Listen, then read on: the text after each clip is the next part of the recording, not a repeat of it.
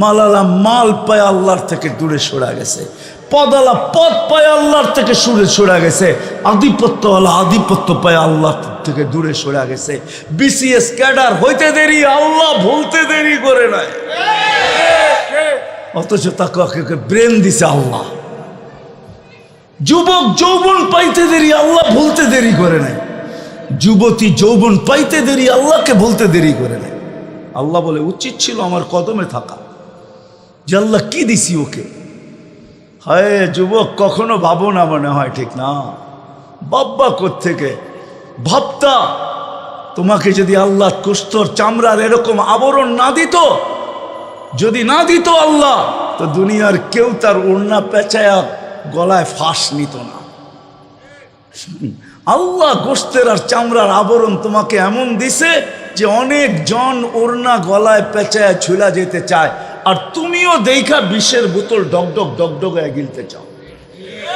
কি দেখো, চামড়া আর গোস্তের আবরণই তো, আর কি আছে? আর কি আছে? চামড়া আর গোস্তের আবরণই তো। এটা দেখি তো পাগল, ঠিক না? কতজনই তো এই পর্যন্ত জান দিল, ওরে জিজ্ঞাসা করলে তুই জান কেন দিলি? হায় হায় হায়, সত্য এটাই। ওই মজনুর মতোই বলবে।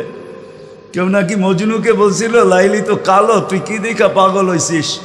তোর চোখ দুইটা খুইলা আমারে দে, আমার দুইটা খুইলা তোর ভিতরে লাগায় আলাও, তারপরে তুই দেখবি লাইলি কালো না সুন্দর। সত্য এটাই। ভাবি না কোনোদিন আল্লাহ মাপবে আমল দিয়া প্রত্যেক ব্যক্তিকে। আল্লাহর কাছে কোনো পার্থক্য নাই। দুনিয়াওয়ালাদের মাপার স্কেল ভিন্ন, ওটা আমি দেখাইতে চাই না। আমার কাছে সব লিস্টই আছে। কে কোনটা দিয়া মাপে, মাপে কে কোনটা দিয়া মাপে? দুনিয়াওয়ালারা বংশ দিয়েও মাপে, দুনিয়াওয়ালারা এরিয়া দিয়েও মাপে। কোথায় থাকেন? গুলশান বলতে দেরি, দিলের ভিতরে ধাক্কা লাগতে দেরি করে না। গুলশানে থাকে, ছোট খাটো না, বড় কিছু হবে, নাহলে গুলশানে থাকে কি করে, ঠিক না? কোথায় বাস করেন? নিউ ইয়র্কে, আমেরিকা। শুনতে দেরি, চক্ষু কপালে উঠতে দেরি হয় না, ঠিক না? হ্যাঁ।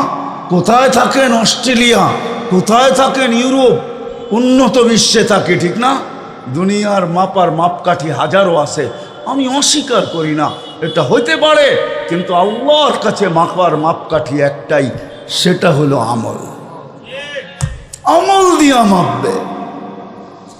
যদি আমল হইল হওয়ার মতো হইল,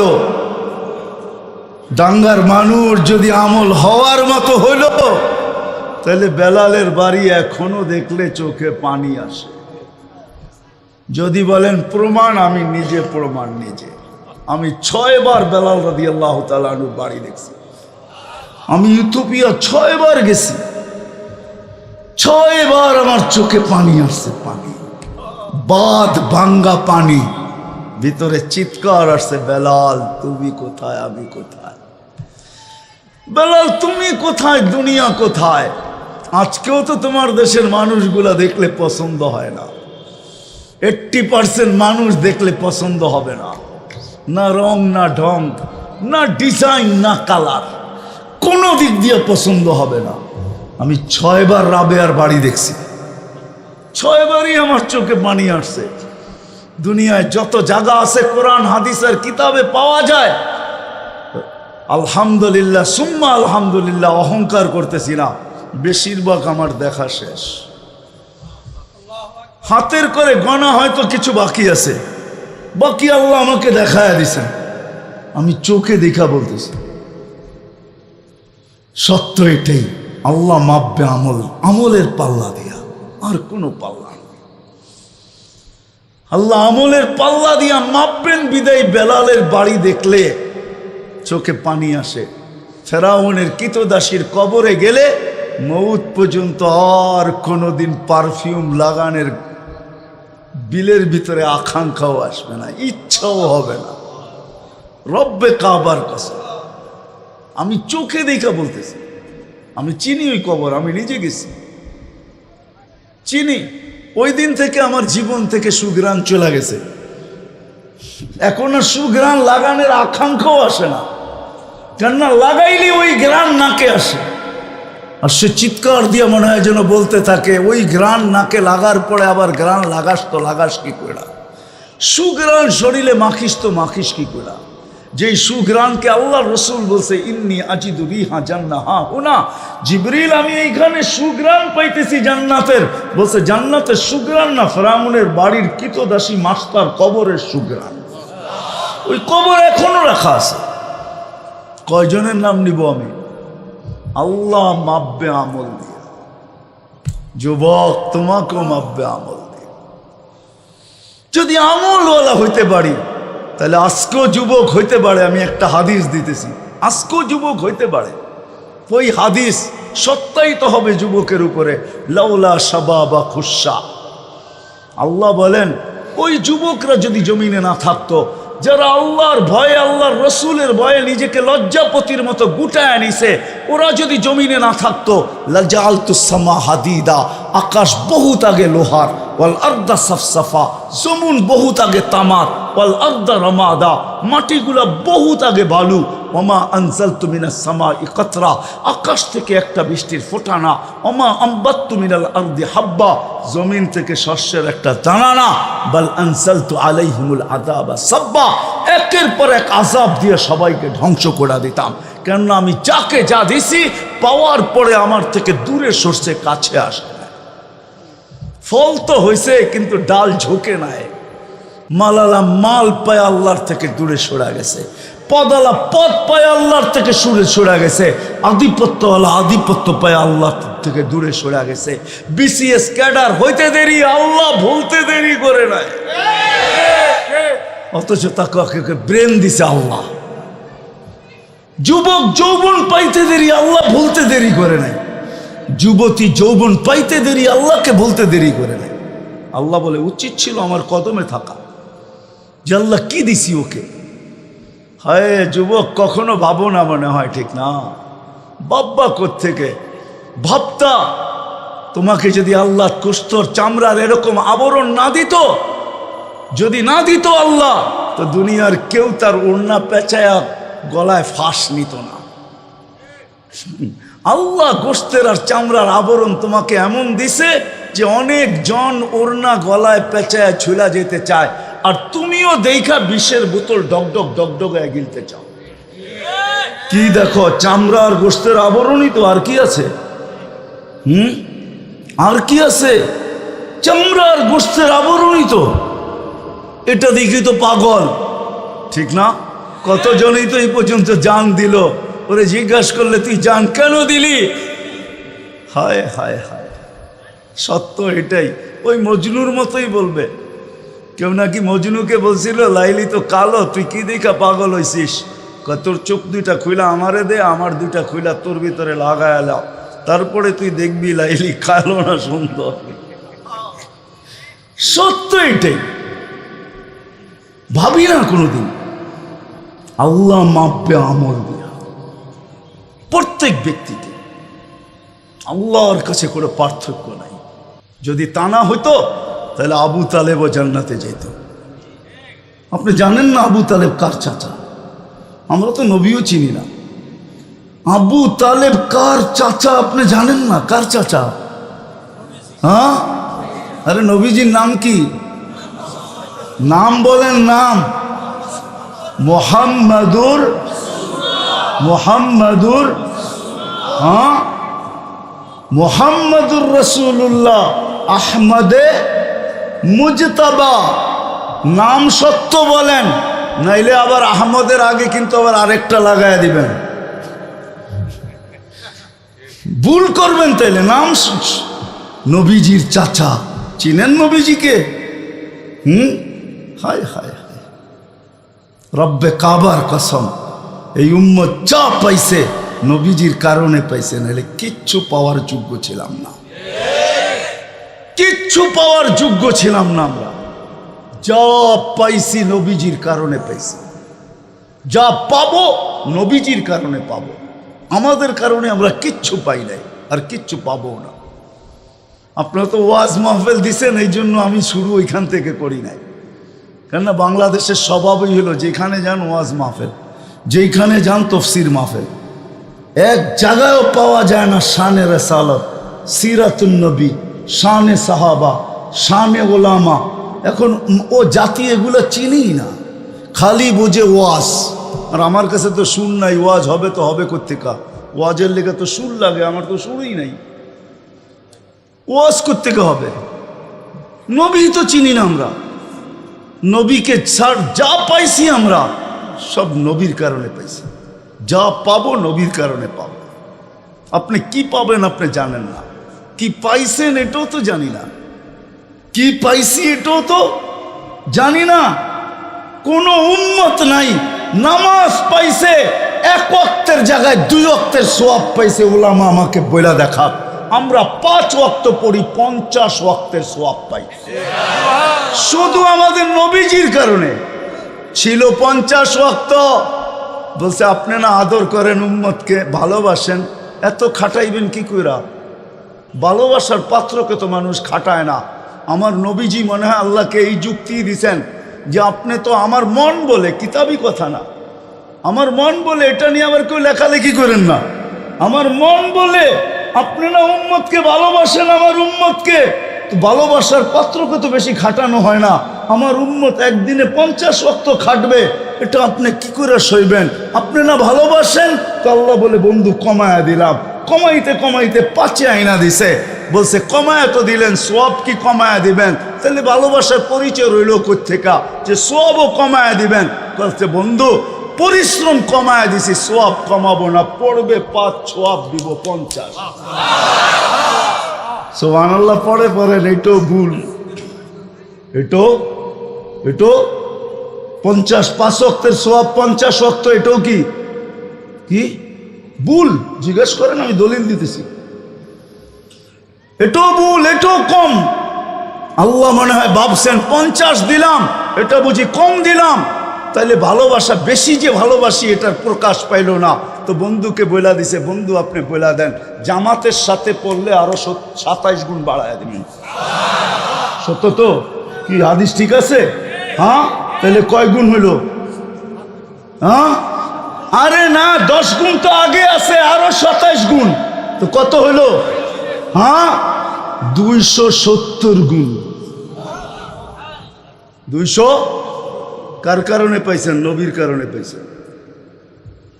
নবীজির কারণে এক বেলা পড়বেন 227 বেলার সওয়াব পাবেন। 5 বেলা পড়বেন, এবার 5 দিয়ে পূরণ করেন 227, 70কে। রমজান হইলে তো কথাই নাই। এরকম রমজান পাইছেন কোন উম্মত পাইছে কিনা বলো? কুরআন তো বলে কুতিবা আলাইকুমুস সিয়াম কামা কুতিবা আলাল্লাযিনা মিন ক্বাবলিকুম। তোমাদের পূর্বেও রোজা ছিল, এখনো রোজা আছে। ইহুদিরা এখনো রোজা থাকে, খ্রিস্টানরা এখনো রোজা থাকে, কিন্তু আপনার আমার রোজার মতো না। 1 ফরজ 70 ফরজ। রমজানের বাহিরে সিরিয়াল আছে, কাতার আছে, অনেকগুলা নফল আছে, মুস্তাহাব আছে, সুন্নত আছে, মুআক্কাদা আছে, জায়েদা আছে, ওয়াজিব আছে। এটা রমজানের বাহিরে। রমজান আসতে দেরি, ভালোবাসা এতটুক, এতগুলা লাইন রেখা, এতগুলা কাতার রাখা যাবে না, এতগুলা সিরিয়াল রাখা যাবে না, এতগুলা লাইন রাখা যাবে না। তো লাইন কয়টা? আল্লাহ বলে একটা, সব ফরজ। আল্লাহ ফরজ কয়টা? আরো আগে 70 গুণ আগে চলে যাবে। এক কাতারে দাঁড় করায় দিয়েছেন, নবীর কারণে পেয়েছেন। 1 মাস 70 মাস, কয় মাস? হ্যাঁ, আমি তো এই জন্য বলি আমার জাতি যদি 1 মাস কোমর কাছা দিয়ে আল্লাহকে ইবাদত করত, সুফিসত 1 মাস, সুফিসত যদি করতো 100-তে 100, তাইলে 1 মাস যাওয়ার পরে বলতে পারতো আল্লাহ 1 মাস তো 70 মাস ছিল, 12 বাদ দিয়া দেন, তারপরে তো 58 আমার কাছে আছে বেশি।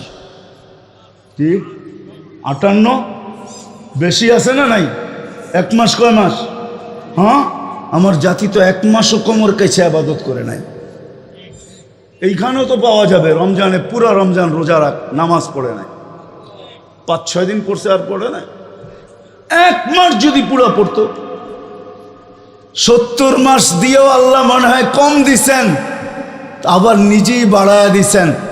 লাইলাতুল কদরি খায়রুম মিন আলফি শাহর, বন্ধু 70 কম দিয়া ফেলছি মনে হয় আপনার উম্মতকে, আরো 1000 মাস যোগ করে নিতে বলেন। হায় হায়, নবীর কারণে।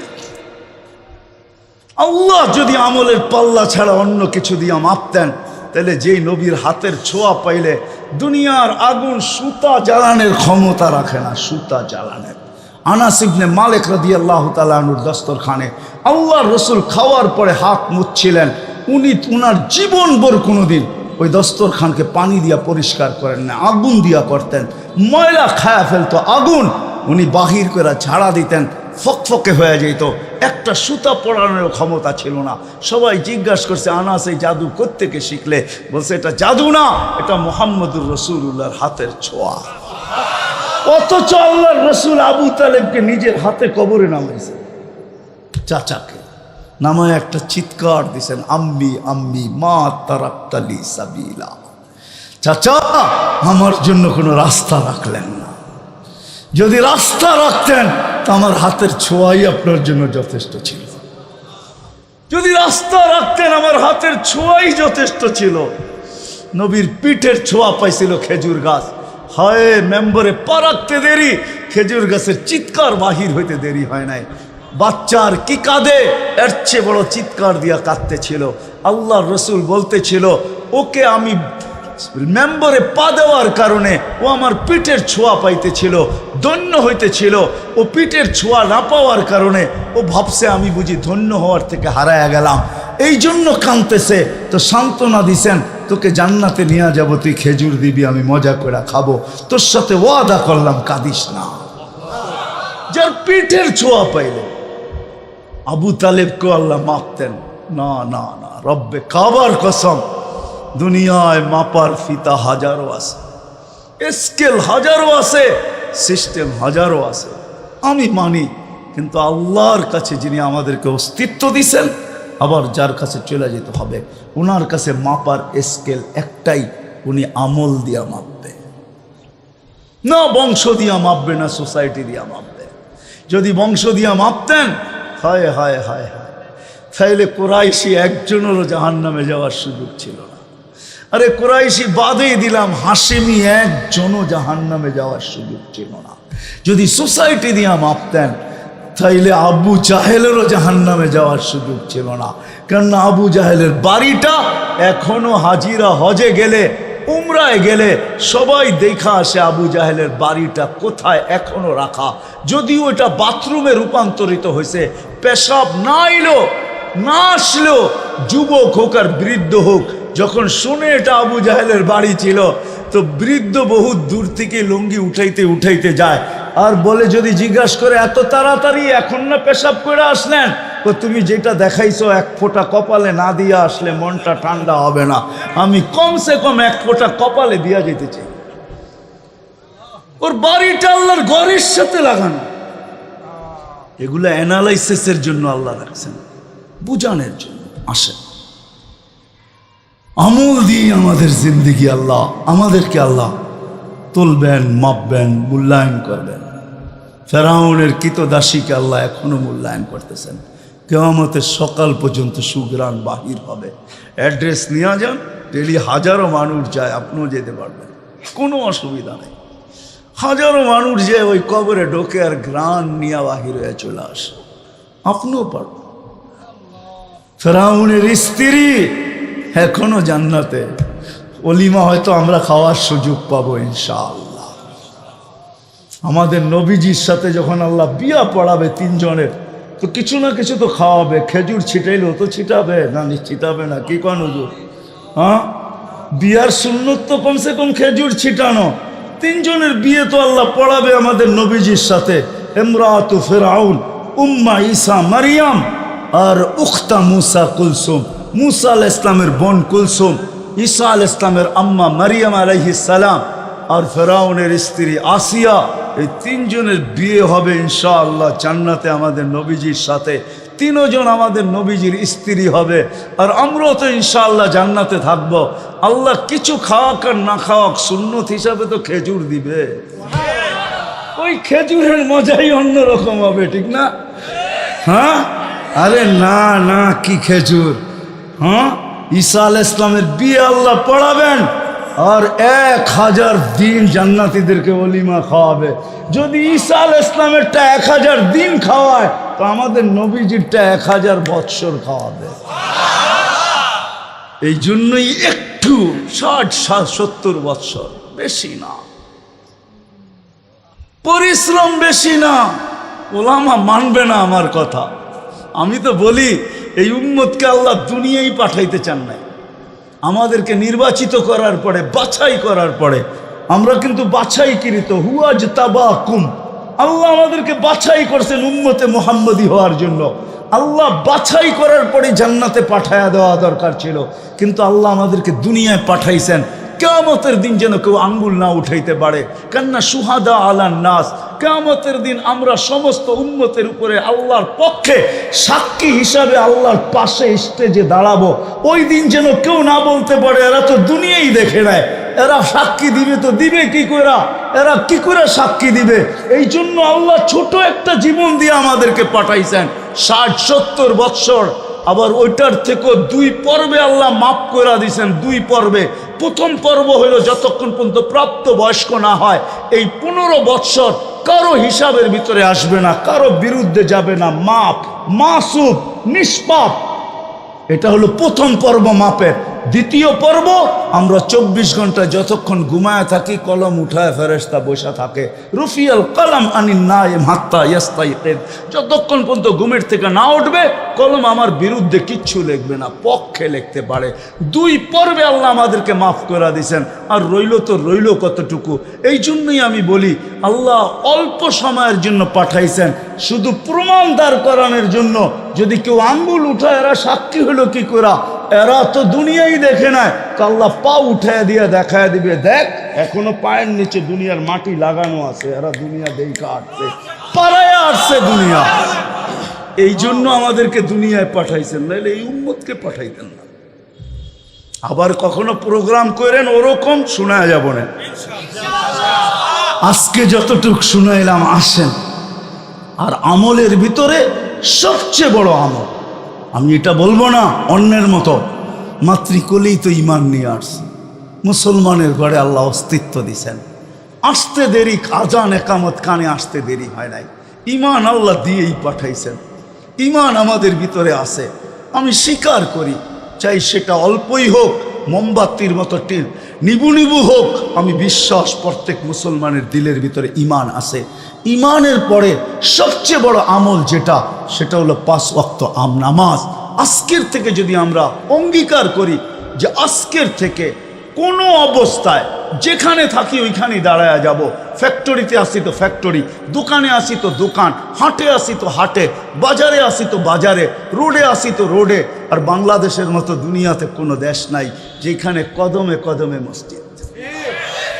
আমি ঘুরা বলতেছি, আল্লাহ তো আমাকে কম দেখান নাই, 7 মহাদেশ দেখা ফেলছি, আরেকটা নতুন হইলে হয়তো যেতে হবে, কিন্তু পুরান সবকটা দেখা শেষ। 7 মহাদেশ তো দেখা ফেলছি। মহাদেশ বলবে এই লোকটা আমার কাছে আসছিল, শুধু মহাদেশ বলবে না, মহাদেশের আকাশও বলবে আমার উপর দিয়ে উড়া গেছিল। আল্লাহ 7 মহাদেশ দেখায় ফেলছে। বাংলাদেশের মতো মসজিদ দুনিয়ার কোথাও নাই। হ্যাঁ সত্য এটাই, বাংলাদেশের মতো দুনিয়াতে, বাংলাদেশের মানুষের মতো মানুষ কোথাও নাই। আমার তো মনে চায়, আমি পারি না, আপনাদের পায়ে চুমা দিতে মনে চায়।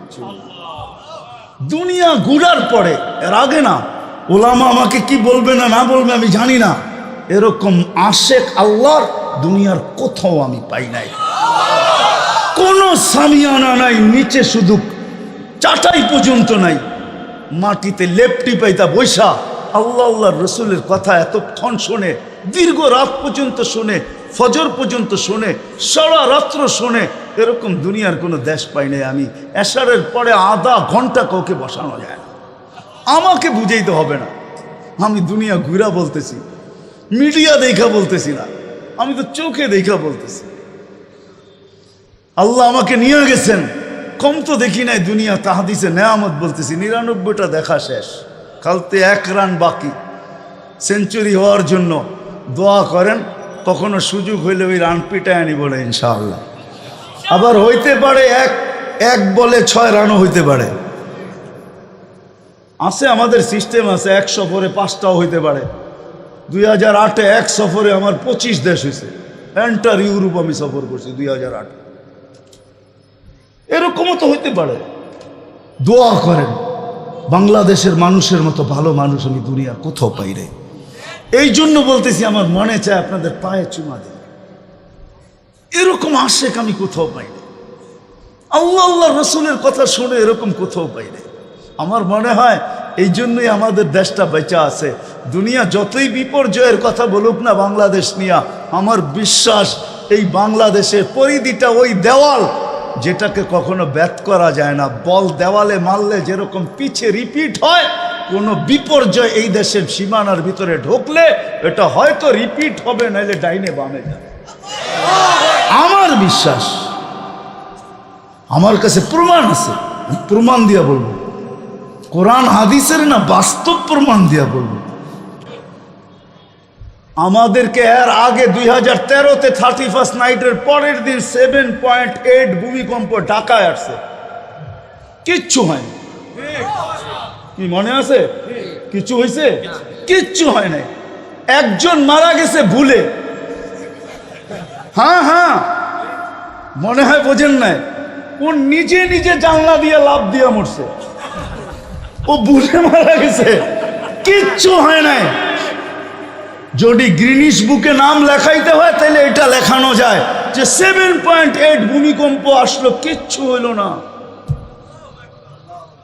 বাংলাদেশের পরিধিটা হইল ওই দেওয়াল যেটাকে ভেদ করা যায় না।